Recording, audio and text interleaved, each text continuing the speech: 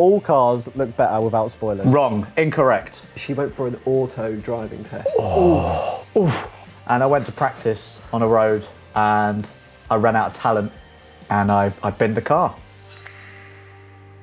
Hello and welcome everybody to the Car Throttle channel. Today we're trying something new. Ethan, Jack and I will read out your emails and we will act as your automotive agony uncles answering questions, giving probably terrible advice and discussing things that have made you mad. But before we get into any of your emails, Ethan and Jack, I want to know what you guys have been up to over the last 7 days. Well, over the weekend, I did the front brakes on my MX-5. Oh, how did that go? It went all right, you know, nothing rounded off, nothing snapped. It went very smoothly. I completed the job without an issue. Completed it, mate. Ethan, what about you? Completed it, mate. I'm not really sure what I've done. I've been for a couple of walks. Is that good? Well, I don't know. It depends if you're going over your 1 hour limit. No, I just under. It's about 55 minutes. Oh, okay. So you're getting some walks in the bank. Yeah, exactly. Yeah. Anyway, you might have seen on Instagram that I made a bench. Oh, did you? Oh, yes. No, I did. Yeah. The Polestar Blue one. Polestar Blue. Yeah. I'm going to tell you about my bench because I'm really proud of it. I'm sure this is what everyone wants to hear. Exactly, yeah. Went for a little walk in the road parallel to mine, spotted a bench in the front garden. I thought, oh, that looks sad. So I knocked on. I said, all right, mate, can I have your bench? And he looked at me, he was very surprised. And then he said, yes. Now piss off. And then I took the bench. No, that's cool. Yeah, I spent the whole... It's like reverse fly tipping, isn't it? It is, yeah. But what people don't know is that I'm going to find the nearest field and I'm just going to throw it on there. I've restored it now and I need to fly tip it now. And then the world is at equilibrium. Anyway, I think it's fair to say that we're doing all right, which leads me nicely onto an email that we had from a guy called Mack, whose week has been a self-inflicted shocker. And his email reads, so last Tuesday I was bored, and as a car guy, being bored can be rather dangerous, as this day proved. So I was casually perusing Marketplace. Jack, you like him already, don't you? Yeah, he's all right. I was casually perusing Marketplace when I came across a smashing deal on a 6-speed Nissan Sentra, $450 to be exact, no rust, clean title, and in running, working, completely legal condition. I messaged the current owner, and after a couple of messages, I was off to buy said Sentra, and in brackets he's put, I know, poor decision being in quarantine. You can't beat into this car that much, right? Because if it's got no rust. No, a complete turn off to me. He continues, when I got there, I looked over the car and all seemed well. The only thing I could see wrong was a cracked windshield, no right-hand mirror, and it needed an accessory belt. So I bought the car and changed the belt right there. It took all of 10 minutes and then I was off. Oh boy, was I lied to. The single worst clutch on planet Earth. In 6th gear, if you hit the gas, the clutch slips all the way to the red line. How could this possibly get worse? I thought. It gets a lot worse. Oh no. It gets so much worse. He continues, much worse. Much worse. I made it about 5 minutes down the road and then got immediately stopped by the police. Awkward. Oh no, that's never good. That's never good, no. Car had to be towed home and I got a $600 ticket for no mirror, no insurance, car and bad tyres. After all of that, I decided to try and fix said problems, but every single bolt snapped. Now I have no working car to get parts to work on the car and less will to live. And then he's written at the bottom, too long, didn't read, don't buy cheap cars. Oh no, we can't go by that. That's everything we stand for. Yeah, that is. Without cheap cars, we would have no channel. Wow. But he's had a shocker, hasn't he? But he screwed up all by himself. So he's intended to spend $450. He's already spent over $1,000. Yes, on a car that is definitely not worth over $1,000. So, Mack, I'm not going to say your surname, but you screwed up. And a lot of people are probably judging you. And why did you buy a Sentra as well? Do you know what? I don't even know what a Sentra is. I don't know what a Sentra is. I'm going to look it up. Is it a rebadged Sunny? Oh. I might be wrong. Don't quote me on that. It looks like an RCF. I'm going to put that out there. Debatable. Oh, it's like it's just a boring Econobox type thing that we don't get in Europe. Okay. Shall we move on from Mack's email? Yeah, let's move on. Yeah. All right. Oh, we're going to move on to something we like to call unpopular opinion. I don't feel like I'm going to have much input in here because not only do I have no unpopular opinions, I don't have any opinions on cars. So and also, you are an unpopular opinion. I really cannot add anything in this section. Now, the reason I wanted to add this is because I put on Instagram a picture of my E36 M3, a car that I sold a while ago. I'm very happy that I sold it. And I wrote, unpopular opinion, the E36 M3 is the best looking generation M3 that there has ever been. Thoughts? Okay, fine. I agree with you. Do you? 100%. Yeah. Oh, wow. Oh. I'm impressed. Sorry, anticlimax. Let's move on then. I know Ethan won't. Do you know what? I actually saw this post and I commented on it, and I thought, well, I've got a little bit of knowledge here. I'm gonna put a joke in, and I wrote, no, E34 is, and it kicked off. Boom, kaboom. Yeah. Shall we see how many likes your comment is on? Because I'd be interested about that. Yeah, do it. And also, Ethan, you are just riding on my coattails, aren't you? Well, yeah. What was it you said? Every time I post something, yeah, I'm to let you know, so then you can write a comment and get top comments. I've never said that. I can imagine you saying that. That is such a lie. He 100% said that. No, I just have notifications set up. You're on 110 likes. That's big. That's very big. That's gone viral. That for you. That's impressive. Yeah. So anyway, I would like to know if you guys agree with me. Unpopular opinion: the E36 M3 is the best looking M3 generation out there. I do actually think you're right. I do have an input here. I don't think you're right there. I think, what is it? I'm going to go. Oh God. F80. No. I think that. No. Yeah. No. What? That looks good. A brand new one. Yeah. That looks really nice.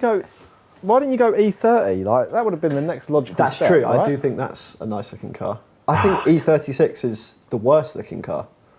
Yeah, most people do. That's why it's an unpopular opinion. Oh, okay. So I'm just agreeing with everyone else. Yeah, you're just being a sheep. Okay, sorry. Right, okay. I would go as far to say that E36 is probably one of the best looking cars. What? Oh. What? Just overall, it just encapsulates the 90s. Out of all cars? It's just so right. Cars. It's got everything going for it, like looks-wise. No, come on. Oh, Ethan, a Street KA is not the best looking car. Anyway, we digress. Jack, I want to hear your unpopular opinion, please. My unpopular opinion probably will be very unpopular. All cars look better without spoilers. Wrong. Incorrect. You're wrong. Two cars. Do you care to elaborate? Two examples. All right. Hyundai Coupe. Oh, please shut your mouth. And also Mark 7 Toyota Celica. Have a look at any of those two cars. Right, everyone now, right. Google Toyota Celica Mark 7 without a spoiler. Look at it. It is rough. It looks so wrong. That looks so much better without a spoiler. Shut up. Anyway, Jack, your unpopular opinion is incorrect. Okay. Well, it's just my opinion. It's just my opinion, isn't it? No, so, it's wrong. It's a wrong opinion. Again, everyone who's watching this and listening, get in the comments and tell Jack he's wrong. My unpopular opinion is obviously right. Jack, you've just made yourself look like a fool. That's fine. Should we read another story? Let's have another story. What have we got? I've got one here. I don't know who it's from. He didn't leave his name. But it was... it goes like this. My brother and his friend were changing the oil in his Scion XD. It's a manual. They aren't the most mechanically inclined pair. They drained the oil but couldn't get the oil filter off. Sounds a bit like me. Oh yeah, I was about to say. Yeah. So they decided to move the car over in the driveway until I got home from work. Having no oil in the car, they didn't want to start it, so my brother's friend got in. I need to stop you there for a second. Yeah. Just because there's no oil in the car doesn't mean the car doesn't work. We proved that with the Mercedes. Drove it for 17 minutes with no oil. Yeah. And it was fine. I mean, it was not fine, but you can move a car with no oil if you're just going to go up or down. They should have watched that then, shouldn't they? They should have done, Do you want to put that out as advice that you can drive your car without oil in it? Just rethink that for a minute. Yeah, what are you endorsing here? I'm endorsing just having fun. All right, if you just want to drive with no oil for a while, you go for it. Anyway, so the brother's friend got in. He released the parking brake, and the car started rolling backwards down the driveway. Awkward. He went for the brakes, but pressed the clutch instead.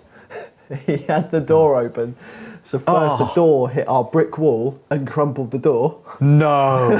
Then it kept rolling and smashed into his truck in the street, destroying the XD's tail light and denting the bumper and putting a pretty gnarly dent in the truck bed. Most expensive oil change I've ever seen. Oh dear. That's a bad one. That's bad on so many levels. I mean, getting the clutch and the brake mixed up, that's already a shocker. Hitting a wall, denting your door, hitting another car. I mean, that's an oil change that should have cost no more than, I don't know, 50 or 60 bucks, which is probably like a $2,000 oil change. That's not even as bad as you.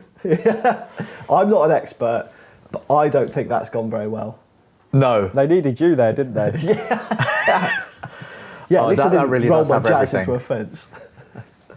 That's one of those things where it's like gets uploaded onto YouTube and then you watch it and you're like, how does that sequence of events actually go down? Yeah, you see it's like a security camera from your neighbour or an office block across the street. Exactly. You see it happening and you're like, no, that's not real. Yeah, exactly. Oh, you've had a shocker. The really sad thing about that as well, and I think it happens a lot probably, is that people go to work on their own cars and they have a shocking time and then they're probably put off forever, aren't they? Yeah. And it's nice to encourage people to work on their own cars, but I guarantee they're never going to do that ever again, are they? No, I mean, it's probably for the best.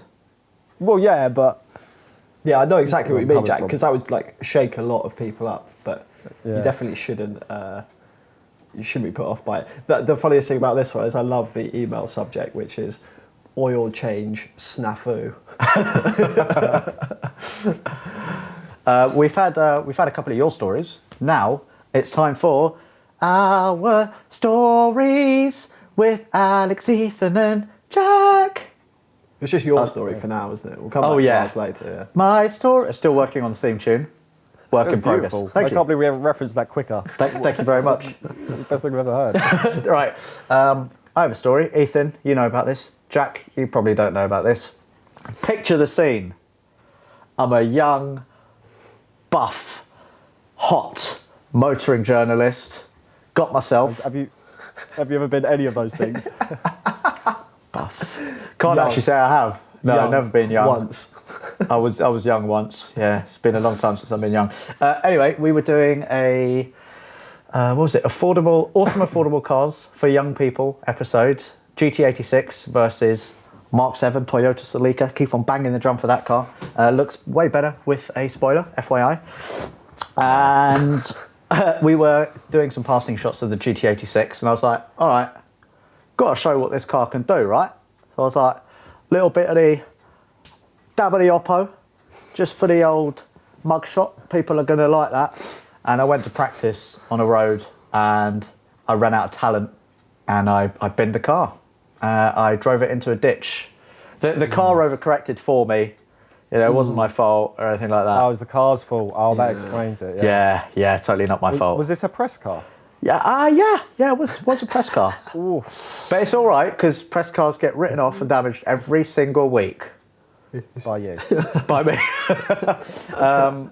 Yeah, really, really awkward. Car went in a ditch. I had in my mind that the car was a write-off and that I was going to have to apologise and probably pay for it for the rest of my life. Got out of the car. I remember at the time when you got out, and I was quite far. I was probably like 50, 100 yards away from you, and I just had, no! Oh dear. Yeah, I was in a bit of a state. I looked at the car and I was like, oh God.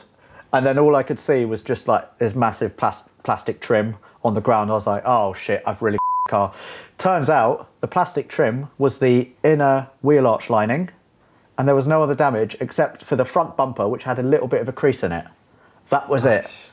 We actually managed to tow the car out with the Celica, got it out, it drove absolutely fine, cleaned it off, it was all good, and then I think 2 minutes later, a cop car appears and said, all right lads, how's it going? And we were like, all right. Very your good, bike. officer. Yeah. Now, on your bike.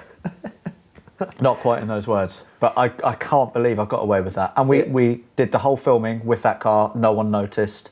But you can see, if you look at the front shot of that Celica, of the GT86, on the one side, the front bumper doesn't look quite right. It's just the luckiest thing I've seen whilst I've been at Car Throttle. It was ridiculous. Yeah. Like, I just cut my shot. It's so annoying. I have it on camera, and then you could just see you squirreling away and came off, and I was like, oh no, oh no, oh no, oh no. And then you go over there, and it's just sitting in a ditch, but it's completely fine. Like, it's in a ditch, but fine. If they watch this is them finding out about it. What, Toyota? Well, yeah. Oh, no, I actually phoned him up and I said, I can't remember who it was, I said, mate, I'm really sorry, I screwed up, I crashed the car. And he said, are you okay? And I said, yes. And he was like, don't worry about it, it happens. Okay, that's fair. Yeah, genuinely, press cars, they get crashed, they get curbed, bad stuff happens, and press officers, it's part of the job really, just to get a car in and get it fixed as quickly as possible and then out to the next journalist.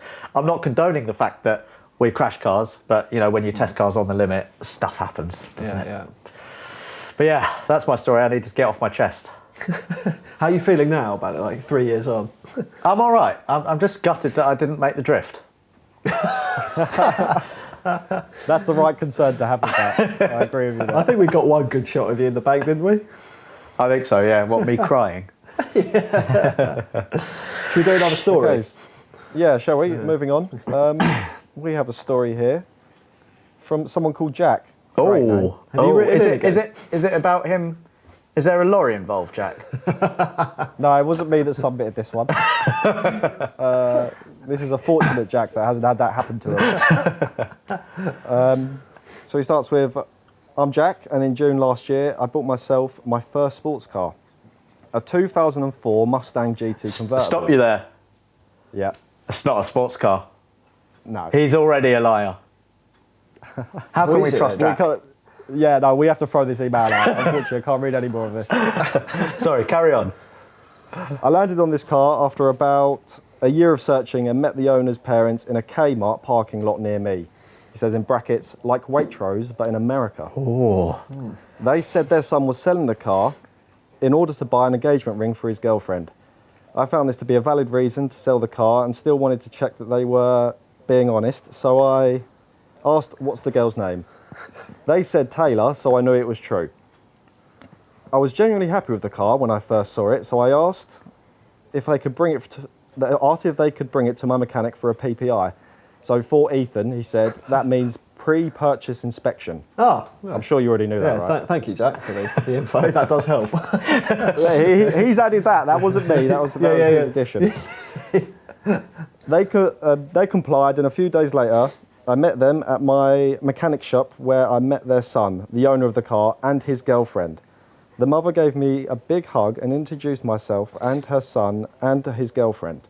Unfortunately, when I met the girlfriend, I said, you must be Taylor, congratulations. And she replied, on what? How do you get out of that? Well, he's pulled a manoeuvre here, which I think you'll quite like. Has he run? He's just that's punched it. everyone and run. Yeah, that's it. He just threw up, vomited, and then ran. Do you know what? Sorry, I need to go off on a tangent. If anyone were to ever mug you or try and steal your phone or anything, what would they do if you just stuck your fingers down your throat and just started vomiting in front of them? I've thought that before. Or just dropped trow and just started pooing. Yeah, exactly. I mean, it's worth a go. If someone's about to mug you, stick your fingers down your throat, start vomiting on them. I guarantee, almost guarantee, you'll get away with it. Let us know in the comments again if you've ever done this. We hope you enjoyed this podcast. Right, so how did you get out of it?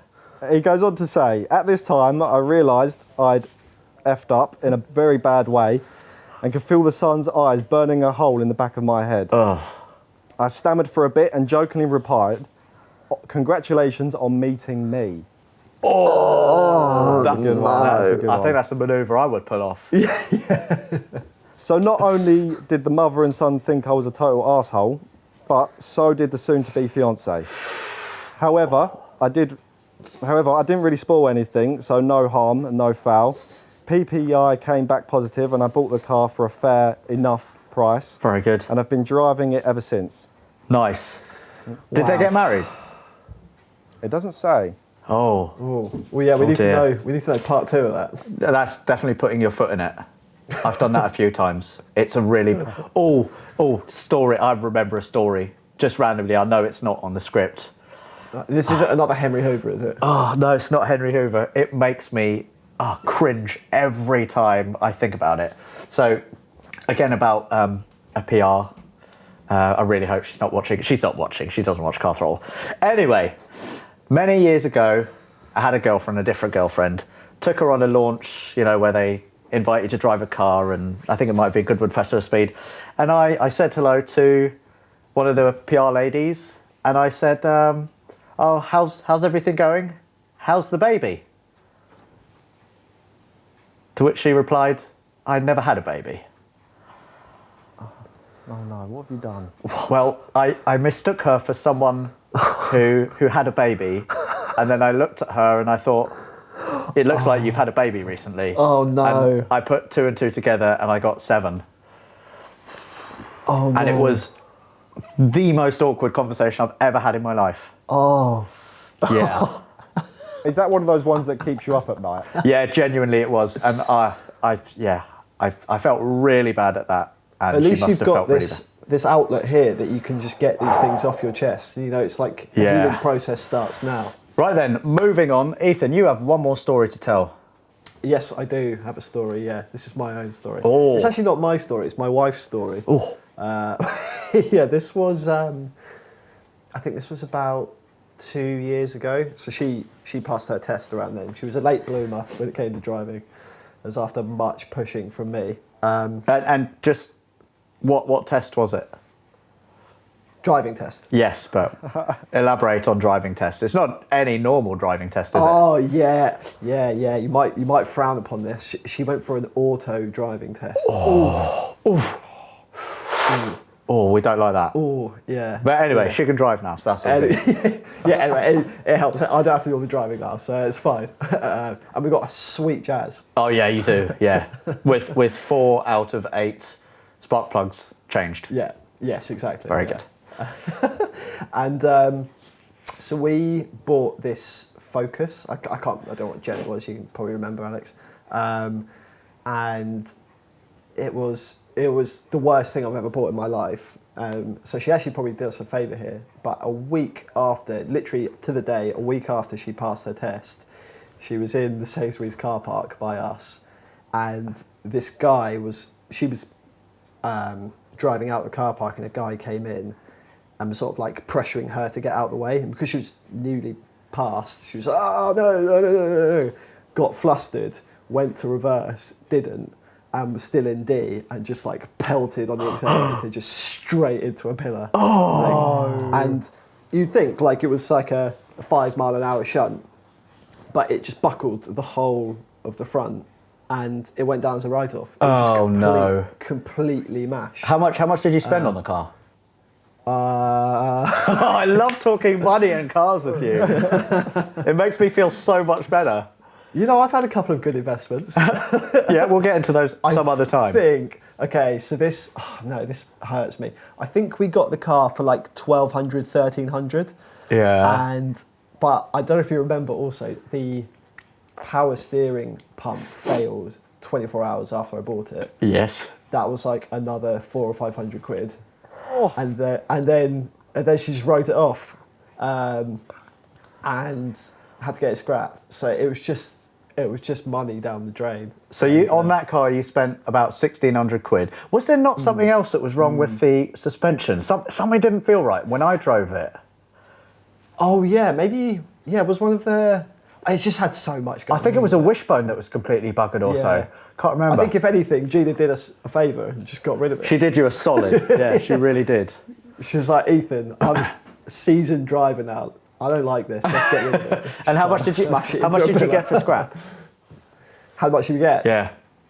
think it was like 140 or something for it. Oh, that's painful. Yeah, it wasn't great. Yeah, your history with cars is bad, really It's not bad. been good. It's not, considering that my list isn't that long either. They've all been bad, haven't they? Yeah, I think so. Oh dear. Except the Jazz. The Jazz is going strong. Yeah, the cat on that is going really strong. Yeah. The cat was going strong. Yeah. That's a shocker. Yeah, that's me. That's my story. Oh, Jack, you must have some stories, don't you? You've got a couple of corkers, don't you?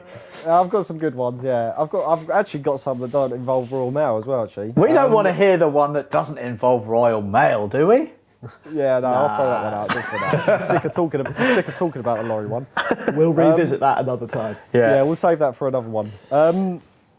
Just throwing back to, obviously we've read some stories about people going and buy cars and they've been bad. I would like to tell you about the worst time I went to go buy a car, and this guy was just totally unprepared for me coming. So I get there. What car is it?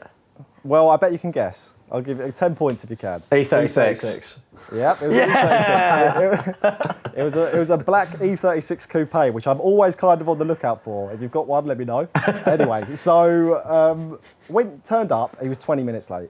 That's a bad start already, isn't it? What, to his own meeting? What's that? Sorry. To his own meeting. To his own meeting, yeah. To selling his own car, he was 20 minutes late. But why? I thought, let me interrupt. Why was he meeting you? Surely you were going to his house. Yeah, I was going to his house. He was out somewhere. When he turned up, he was with his mates as well. So they'd probably been having a really great time somewhere and just like didn't want to rush back to sort me out. Yeah. So yeah, I got there. That was strike one, if you will, being late. And then also the car didn't have a battery on it. And he said, no issue, I've got a battery. So we've opened up the bonnet because it was a 318, so batteries in the front. And he's gone to put this battery in, and I don't know where he got this battery from. It looked like a caravan leisure battery. It was huge, and there was no way it was going in. You could see it, which meant you couldn't close the bonnet, so you couldn't take it for a test drive. Oh That's my God. Two. That's strike two. Then I asked if he had any service history or any history of the car really. He said, yeah, there's a folder full of it in the back seat. Go and have a look. So I went and had a look. It was like the brochure. Oh no. Oh no. It was almost as if he didn't even know what this car was. Yeah. Like he'd never seen it before in his life. And this is the best bit. Now in the ad it said it was decat. You know, one less thing for me to do. That's kind of cool. I'll accept Classic. that. But you would never do that because that's against. I'd never do that. Or was it pre-93? It was a pre-93, so it was all That's good. all right then. And I looked underneath it, and this guy's idea of a decat was what I can only guess was the end of a Hoover. So imagine where the cat would be. The end of a Hoover or like a shower curtain rail or something. Do you know what I mean? You can see it's all chrome and like flimsy and like probably about an inch wide. Yeah. And on both ends, 2 cut up monster cans, cable tied as connectors. What? Yeah. That's amazing. Now that's upcycling for you. That is upcycling. Wow. That's really special. I mean, It's really special. if it works, it ain't dumb. Well, it didn't work. when we fired it up, well, as soon as I put the ignition in, the alarm started going off and would not stop. So that was another strike. But when I fired it up, it was just like the loudest thing on earth. Oh, God. It was just ridiculous. He knew it was bad because it was up for 750, and I said to the guy, like, what's the best you'll take for it? And without haggling, without me saying anything, he straight away said 500 quid. Oh. So I definitely could have gone lower Yeah. if I wanted the aggro of it or the can of worms that it was. Oh, but God. I decided to just leave that one. The monster can gaskets on it. Yeah, exactly. That's amazing. That would have been a fun project car, though, to see how buggered up that car was. Yeah, I think it was probably beyond repair. I mean, the electrical issues on it, it was going crazy. The alarm and all the dash lights and everything. Like, Speaking of alarm, though, you said when you switched it on, the alarm went off. Don't you have that exact problem with your current E36? yeah, I mean, yes, I'm starting to see a pattern emerging with E36s and alarms. Yes, I do. Mine does it when you're driving, though, so not when you're sat. So it's fine, you know. Oh, okay. Something to mix it up a little bit different. So it goes off when you start driving? When you start driving, yeah. Okay. Which is really good, actually, because it spurs you to get home quicker. What happens if you like stop at a traffic light? It will still go. It will still, yeah. Don't worry about that. It will still cheap. But it also means because you drive quicker, because your alarm's going off, it just makes you look like you've stolen it. Yeah. Is that a good thing in East London where you live? No. I think you anywhere. I think you do that all yourself, Jack. Yeah, Jack, you've just told us about an E36 you nicked, and that's now public knowledge. I think we need to get away from this topic as quickly as possible and talk about car advice. What happened there? Is your voice all right? It's the theme tune. Oh. Right. Yeah. So you guys have written in more emails saying that you want some advice. So we want stories from you, we want advice, we want stuff that's made you mad recently. And we have an email from Reese D, and it says, "Hi, I'm wondering what you buy on a £2,000 budget for crossing Europe, including insurance and road tax. Also, Alex looks 6 foot on the camera." That's a lie. Oh yeah. That's a big lie. Well, I'll take that. I'll take that. You're- In reality, You're sitting down most of the time. So in reality, I'm 5'11 and a half. in your I'll tell you, reality, if he thinks you look 6 foot, he needs to go to opticians. He doesn't want advice. Anyway, Reese, to answer your question, what would you buy on a £2,000 budget for a Europe trip, including insurance and tax? It's got to be, I would Good say... question. Very good question. I would say get yourself something like a Skoda Octavia with a 1.9 PD engine, cheap to run, cheap to tax, cheap to insure. It will go on forever. If you run out of fuel, put some vegetable oil in it. If you get an estate, you can sleep in it, and it will go on forever. I would 100% get anything. if you want to any like VW bore boot yourself car across Europe, then get that. with a PD. I agree with you. Being an estate is a great shout because that's makeshift camper, isn't it? If you It need is. to stop somewhere overnight, then it's a mobile bed. Honey pea. Ethan, what about you? What are you going to throw out there? Street KA? I'm just going. Street KA. That's the obvious choice, but I think you want to go a bit more exciting, right? I don't know. But do you want exciting if you're going to do a road trip across Europe, though? I think there'll be some pit parts. Like, say you get to like the Stelvio, and you're like, "Oh, this is gonna be great," and then you're in an Octavia, and you're like, "Oh, for God's sake!" Yeah, but what would you get instead? Remember, you've got to pay for insurance and tax. Just something with a bit of pizzazz. Yeah. E36? I'm not the car person. You give me some cars, and I'll say if they're good. We've given you a car. Reese, we're going for anything with a 1.9 PD engine. End of discussion. Right, what else do we have? Ethan, do you want to read out the next one? Yeah, I've got one here. This is from Cork Rider. Oh. I don't think that's his actual name.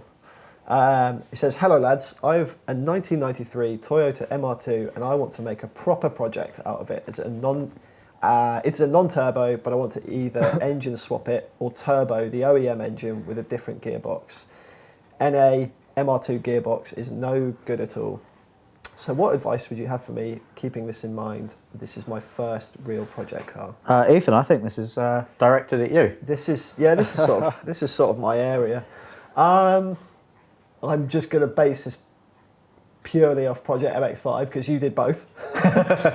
The turbo, I think, I haven't actually been so much in Phil when it's got the V6, more when it was a turbo, weirdly, but that was just so much fun when the turbo was in it. So I would go turbo.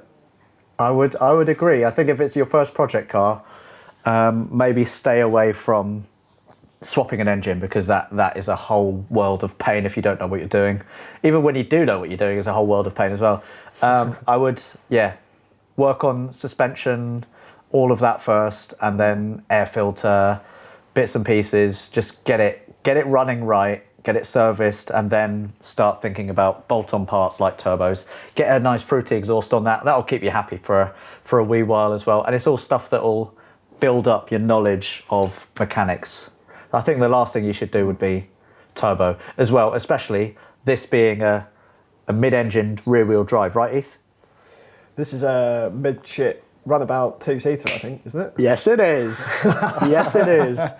Come on. I would do things slowly because those cars tend to oversteer like crazy. And if you have a turbo, you're going to be in big trouble. So if you're young and if you want to do it properly, take it slowly, put a turbo on it, being your last kind of mod, I would say. Cool car though, very cool car. I almost, nice. when I was in uni, bought a same generation, this being the second gen, turbo, when I was about 22.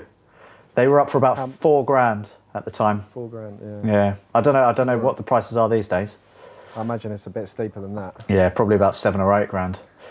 But a friend of mine, shout out to Toombs. I used to work at Domino's Pizza. We all used to work together. We used to have the coolest cars of anyone at Domino's. He used to have a Mark II MR2 Turbo. We had another guy with a Corrado G60. He also had a Polo G40, so they're both supercharged. I was running about in my E36 Sport.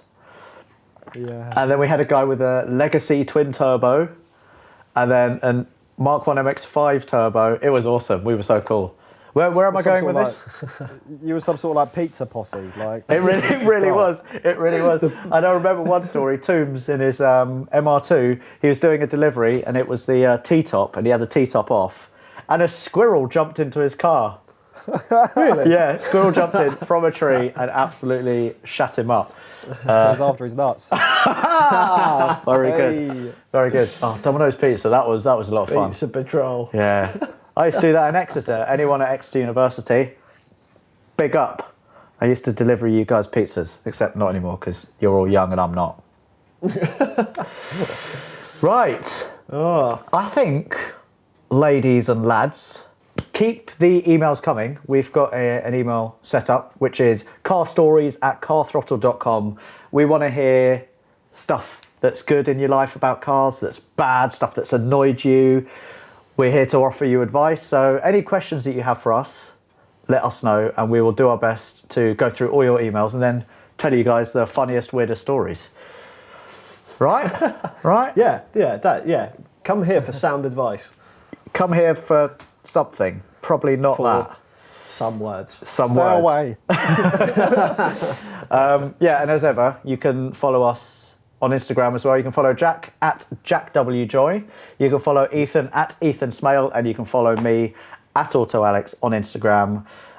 If you want bench updates, follow me. If you want to see Ethan's gate, follow him. And if you want to see Jack getting pushed down the road by a lorry, follow him on Instagram as well. Right? Please no. Any final words for the ladies and gentlemen who are watching? That was fun. I enjoyed it. I enjoyed it. It's easy. Always fun speaking to you two. Oh, that's nice. And also potentially 2.8 million others. If you like what you see and like what you hear, then make sure you subscribe to the channel. And for more videos, click on this link. And also let us know if you want to see more in the comments below. Get involved, and we'll see you next week. Thank you very much. Bye. Bye. See you Bye. guys. Keep Bye waving. now. Keep waving. Bye-bye now.